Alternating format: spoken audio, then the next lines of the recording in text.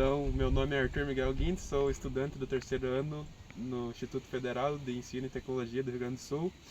Então, hoje viemos aqui realizar o vídeo sobre infraestrutura para agropecuária da disciplina do professor Jardão.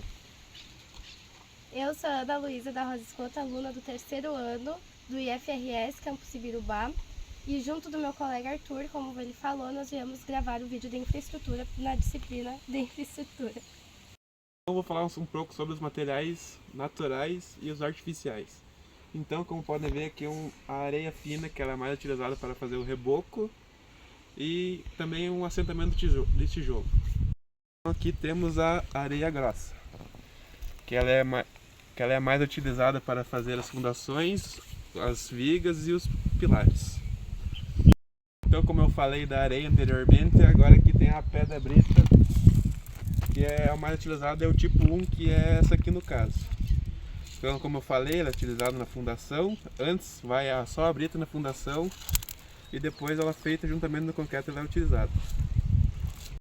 Então, a areia e a brita elas devem ser armazenadas em locais cobertos ou elas devem ser tapadas com lonas pela questão da chuva, do tempo, para ela não se degradar. E o cimento ele deve ser armazenado dentro da casa ou numa casinha de materiais para que não puxe umidade e não comprometa a qualidade do cimento. Aqui temos o tijolo furado de barro cozido, então ele foi utilizado nas paredes de vedação.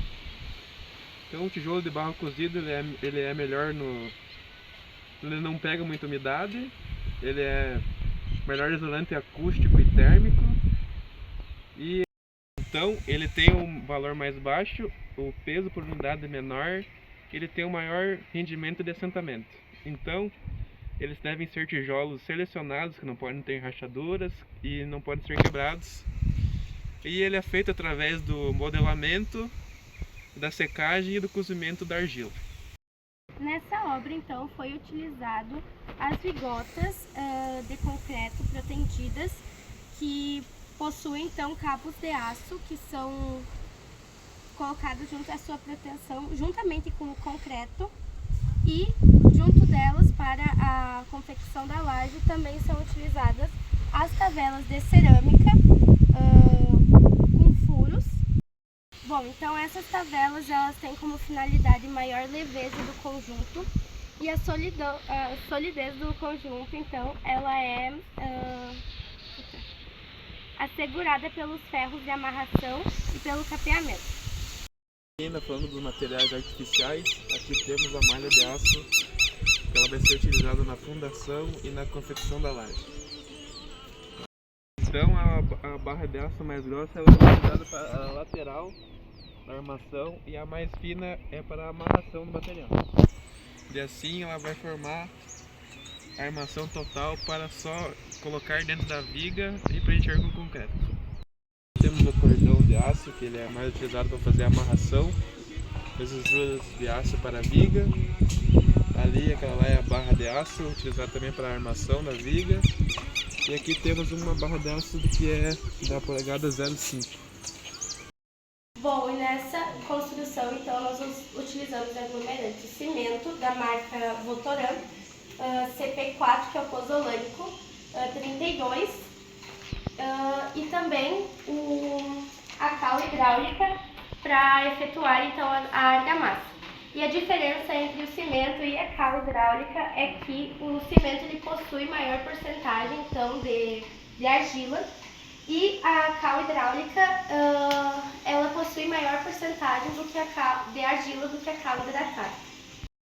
Nessa obra, então, para não ser preciso fazer um barracão, foi utilizado, então, como uma instalação provisória, esse galpão aqui, para que fosse vedado de animais e também de pessoas que não estão trabalhando na obra. Também para não ficar entrando umidade, pois aqui estão guardados materiais e ferramentas que são utilizados durante a obra.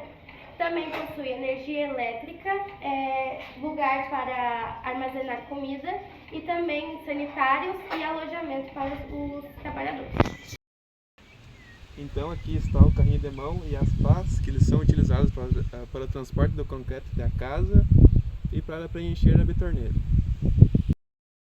Então aqui, como podemos ver, tem a colher do pedreiro, que ela é utilizada para colocar o concreto nos tijolos para montar eles em linha, e também ele pode ser utilizado para jogar a argamassa na parede para realizar o chapisco.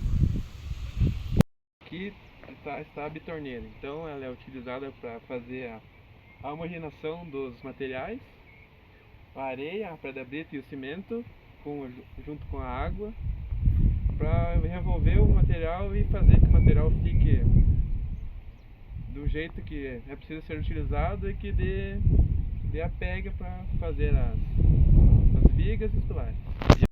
Falando então agora sobre a limpeza do terreno, é importante então, caso ele esteja coberto por vegetação ou por outras coisas, fazer a limpeza desse terreno para que o mesmo futuramente não venha a ter problemas, como por exemplo ceder. Então, no caso desse terreno, como ele possuía um declive, foi feita então a terraplanagem para deixar essa área plana e também conhecida como platô. E a terraplanagem então feita de forma incorreta, ela pode causar deslizamentos ou erosão. Então, para deixar essa área plana, foi necessário então fazer aterrar mais terra para deixar no nível desejado. Eu vou começar a falar agora sobre a marcação da obra. Então a marcação ela pode ser realizada em 3 tipos: a marcação por cavaletes, a marcação por tábua corrida e a marcação pela topografia. A demarcação por tábua corrida ela é utilizada com a demarcação em linha reta por tábuas, e é necessário fazer as estocas para manter o alinhamento reto por cima das tábuas para a realização do concreto. Bom, as vigas de fundação ou baldrame, então, elas são geralmente conectadas às sapatas isoladas para melhor distribuição. Então aqui nós temos as escoras, que elas são usadas para segurar a caixaria, para que a caixaria não ceda com o concreto fresco que será utilizado. Então a caixaria ela vai ser utilizada como uma madeira de boa qualidade para evitar o empenamento e o entortamento da madeira. Então a árvore mais utilizada para esse tipo de caixaria é o pinus, para evitar esses problemas que eu falei antes.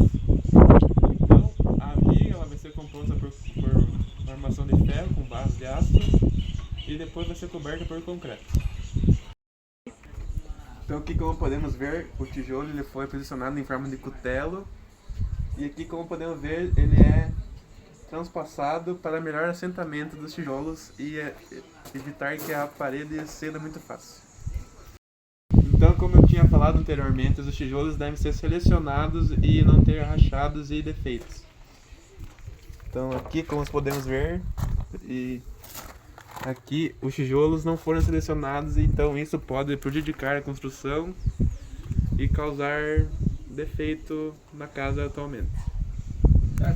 Então, nessa obra, como pode ser observado, já possui o chapisco, que é constituído então de uma fina camada da argamassa sobre a alvenaria, que para proporcionar então uma maior rugosidade e que tem como função também a absorção e porosidade da base. Bom, então, após isso será feito então o preparo do emboço, que é feito com areia, cimento e cal ou saibro, e que será aplicado então sobre o chapisco e que terá como função então a proteção da edificação.